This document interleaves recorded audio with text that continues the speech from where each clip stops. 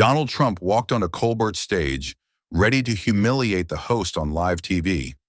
But 22 seconds later, Colbert dropped one sentence that exposed a hidden timeline, froze Trump mid-breath, and forced him into a panicked on-air meltdown that left the entire studio in stunned silence. The studio didn't feel normal that night. Not loud, not relaxed, not playful like it usually did before a taping.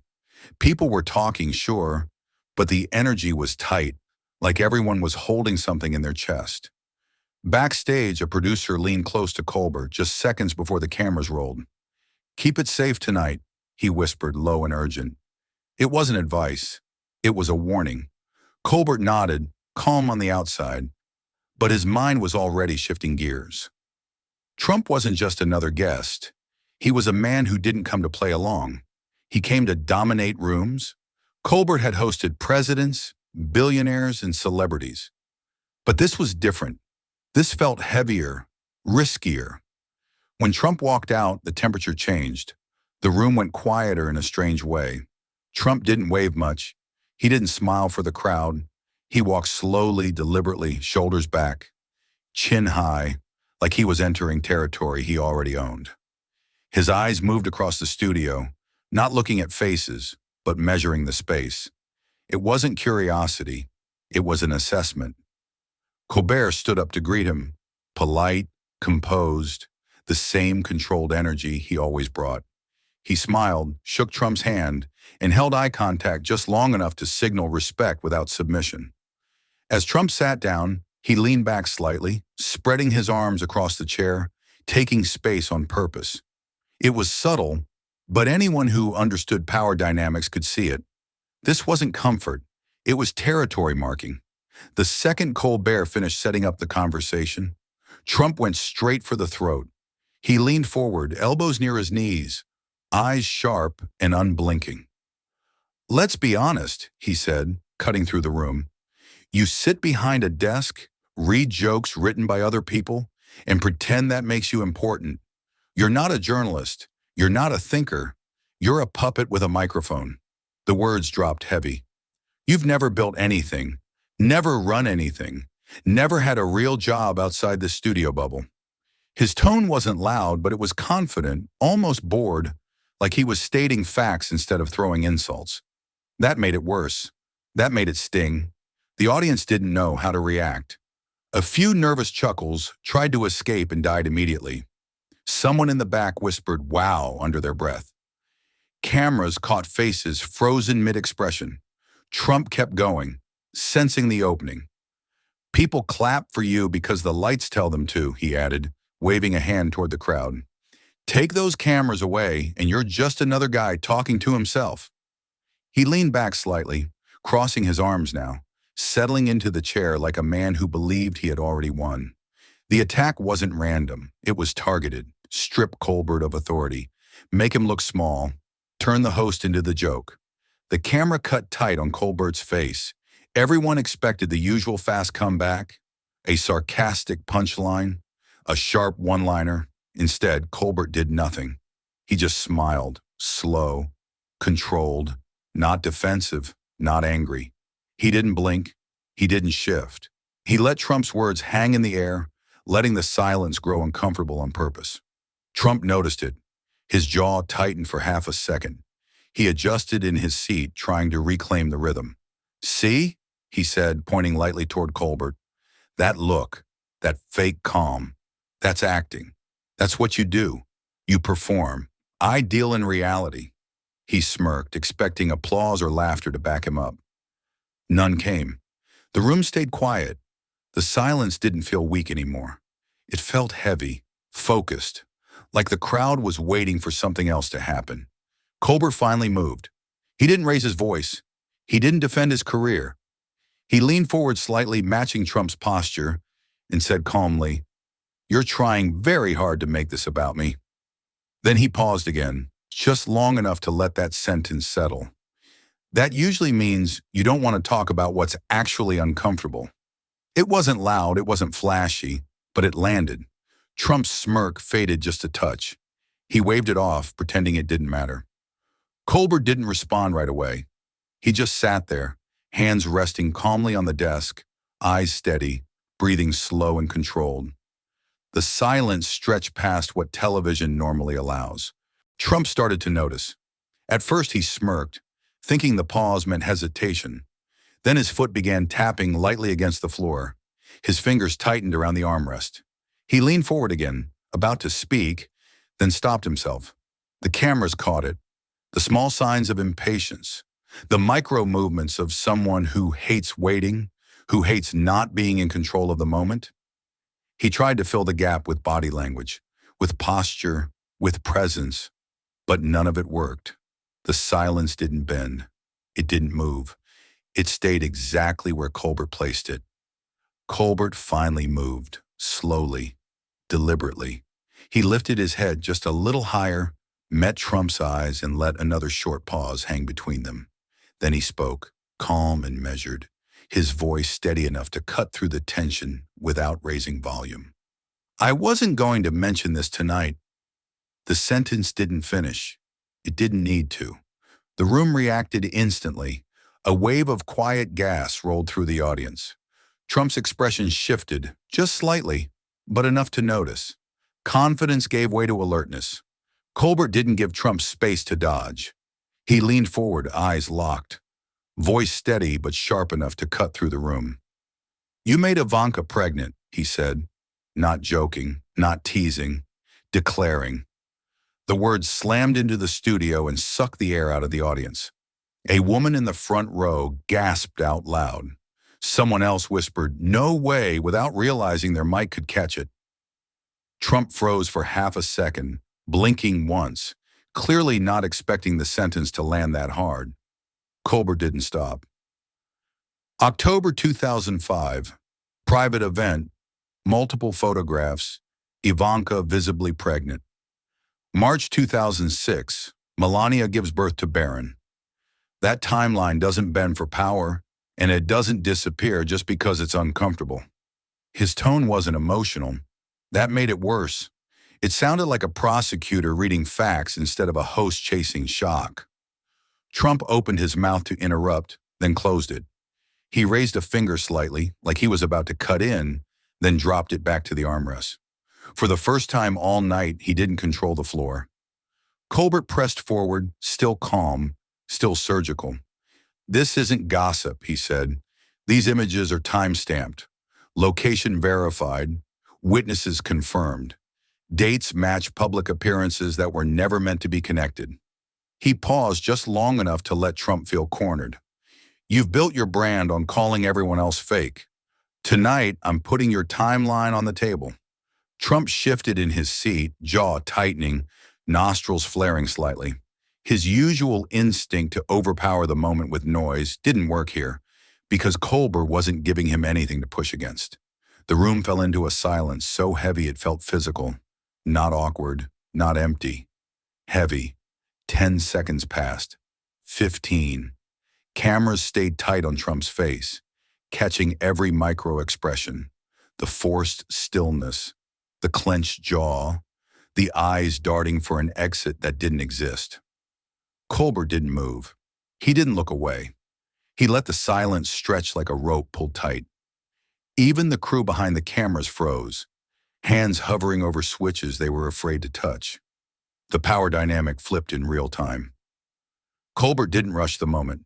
He let the silence finish its work before he moved his hand toward the monitor beside the desk. "Since we're talking about timelines," he said calmly, "let's talk about proof." With one small nod to the control booth, the screen behind him lit up. A photograph appeared. Ivanka at a private event. Slightly turned to the side, loose dress, but the shape was unmistakable. The studio reacted instantly. A sharp breath moved across the room like a wave.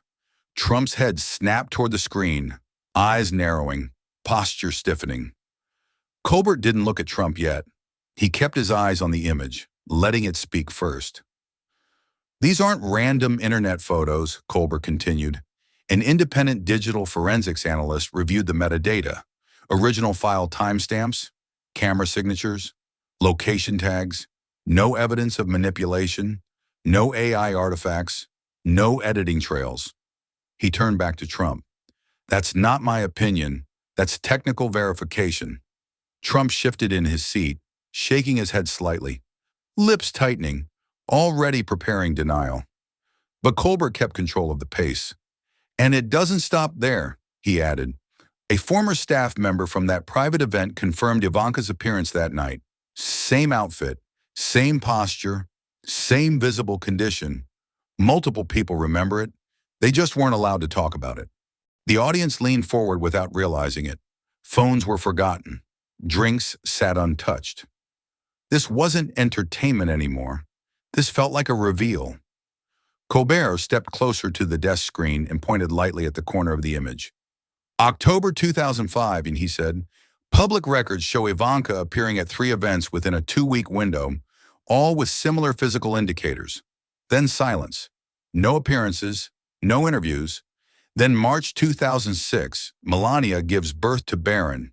He let the timeline sit in the air. That gap doesn't need rumors. It explains itself. Trump raised his hand again, trying to interrupt, but Colbert spoke over him for the first time. Let me finish, he said firmly, still calm, but unmistakably in control. Trump's face tightened. Fake, he muttered under his breath, shaking his head. This is fake garbage. Colbert didn't argue. He didn't shout. He simply nodded once. That's what you always say, he replied evenly.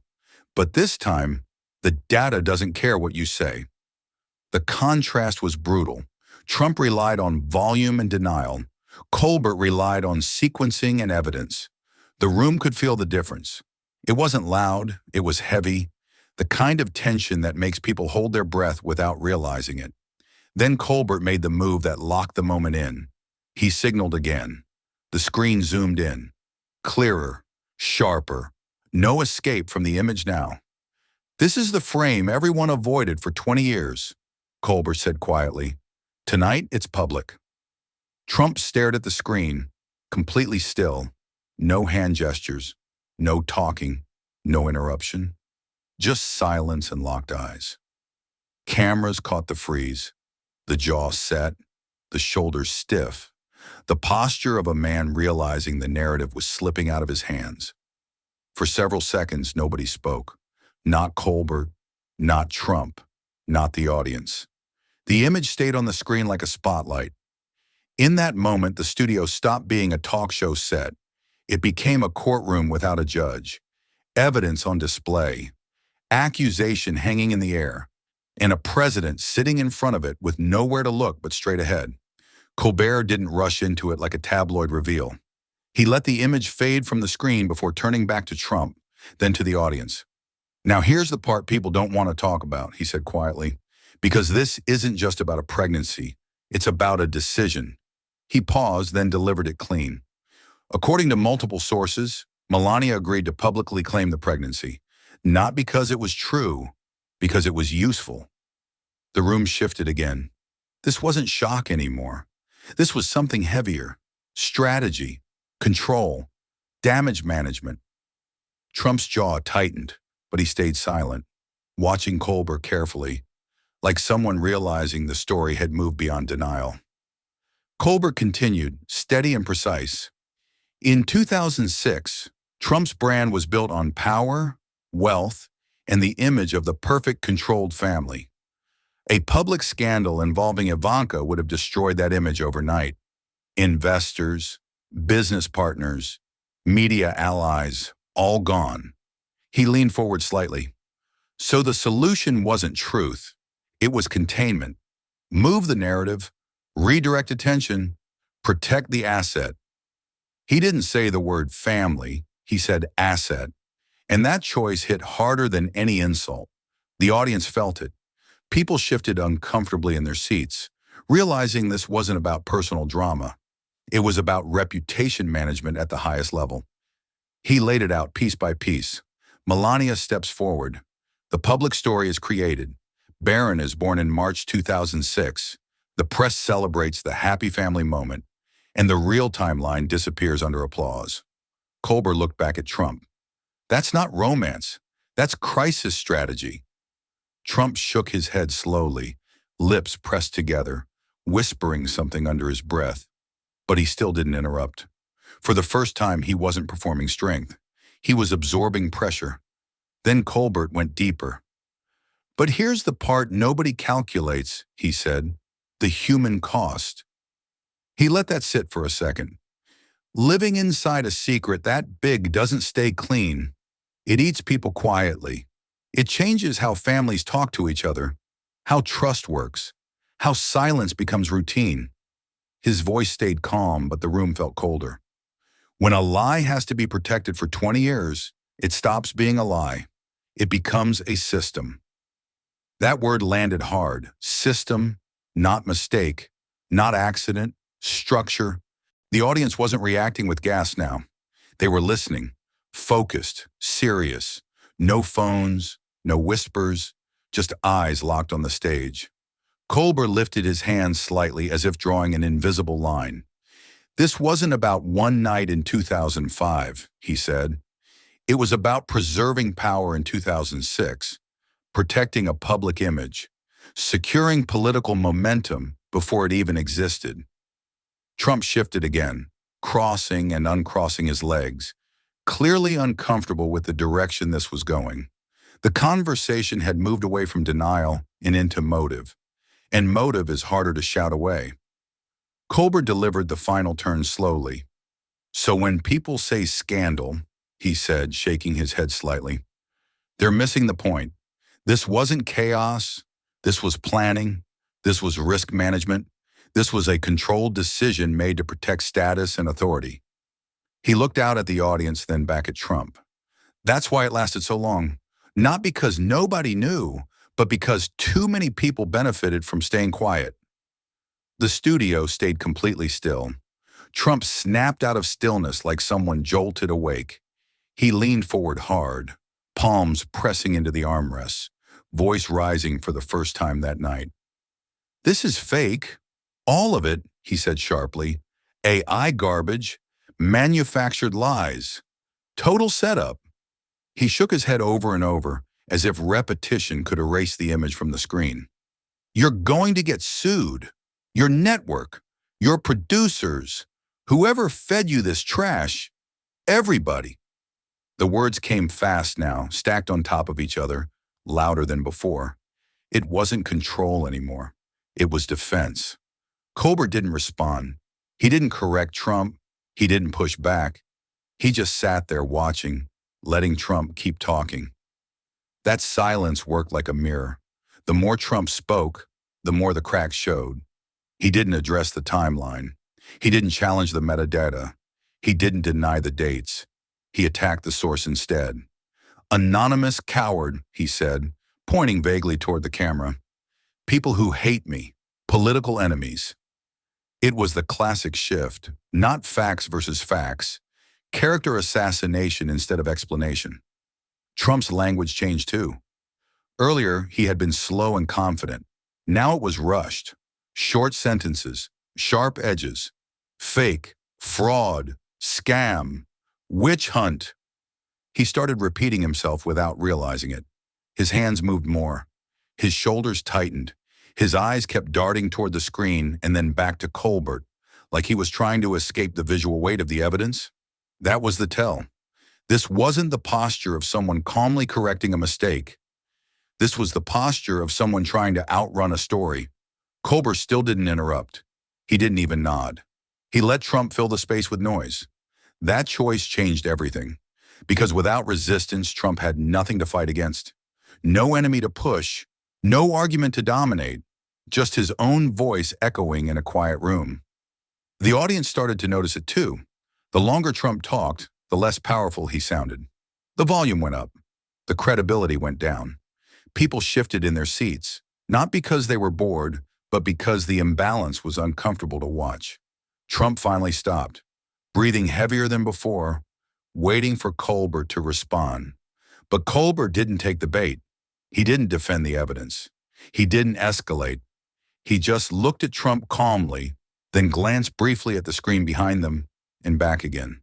That was it. No words, no commentary. Just a silent comparison between denial and proof. The show stopped behaving like a show. There was no rhythm anymore, no safe back and forth, no invisible structure holding things together. The audience wasn't clapping on cue or reacting on instinct. They were holding their breath. Behind the cameras, crew members exchanged fast glances, hands hovering near switches they normally never touch during live segments. A producer whispered into a headset, "Do we cut?" Another voice answered, low and tight, "Too late. We're already in it." The moment had crossed a line that couldn't be edited out, muted, or rewound. This was live television, and it had slipped out of its own safety rails. Colbert felt it too. He could sense the invisible wall between performance and reality collapsing. He leaned forward slightly, not aggressive, not theatrical, just grounded. "If there's nothing to hide," he said calmly, looking straight at Trump, "show the facts." The sentence wasn't dramatic, but it landed harder than anything shouted earlier. It wasn't an attack. It was a challenge that didn't require volume. The audience reacted with a low murmur that quickly died, replaced by silence again. Trump didn't answer right away.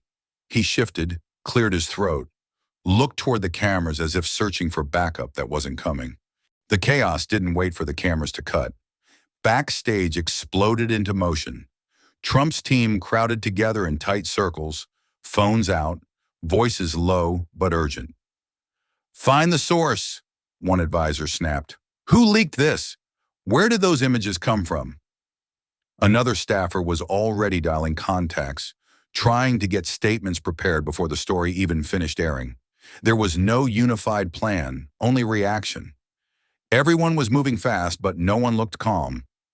Outside the studio walls, the story caught fire. Clips of the silence started circulating before the segment even ended. Social feeds lit up with one phrase that kept repeating, 22 seconds of silence. People weren't quoting insults. They weren't sharing Trump's denials. They were sharing the pause. Analysts split into camps instantly. Some called it reckless. Others called it historic. Newsrooms began drafting headlines in real time, rewriting them again and again as the story evolved minute by minute. What started as a studio confrontation was now a media event moving faster than any single team could control. When the segment finally ended, the room didn't bounce back. There was no relief laugh, no applause, reset. The energy stayed heavy, like smoke that doesn't clear right away. Trump sat with his posture rebuilt on the surface, shoulders back, chin up, trying to project the same confidence he walked in with. But it wasn't landing the same way anymore. The performance of power was still there, but something underneath it had shifted. Colbert didn't celebrate. He didn't smirk. He didn't lean into victory. He simply moved on calmly, professionally, as if letting the moment stand on its own was more important than claiming it. That contrast mattered. One side relied on dominance and noise. The other relied on timing and restraint. And the audience felt the difference. As people filed out later, they weren't buzzing with jokes. They weren't quoting punchlines. They were quiet, thoughtful, processing. The room had changed, and everyone who sat in it knew they had witnessed something that didn't fit neatly into entertainment anymore. Trump came in swinging. He mocked. He provoked. He tried to drag the conversation into chaos where volume usually wins. Colbert didn't take the bait. He didn't react on Trump's terms. He waited. He slowed the moment down. He let silence do the work most people try to force with words. And that choice changed the entire night, because silence doesn't compete. It exposes. It forces people to sit with what was said instead of escaping into noise. Truth doesn't need to shout to be heard. It only needs space to exist. That was the real turning point of the evening. Not the insult. Not even the evidence. The pause. The refusal to rush. The decision to let the moment breathe. By the time the lights dimmed and the cameras shut off, the result was clear. Power had tried to dominate the room with mockery. It failed. Control had been taken, not by force, but by restraint. And that's why the night was remembered the way it was. Not for the loudest voice, but for the quiet moment that changed everything. Power laughs, truth waits, and silence lets it speak. If this moment shocked you, wait until you see what happens next. Stories like this don't end when the cameras turn off. The real consequences always come after the silence. Drop your thoughts in the comments and tell us whose side you think truly controlled the room. And if you want more real-time breakdowns of power clashes, hidden truths, and moments that flip the narrative live on air, make sure to hit subscribe, turn on notifications, and stay with us. The next confrontation is already coming.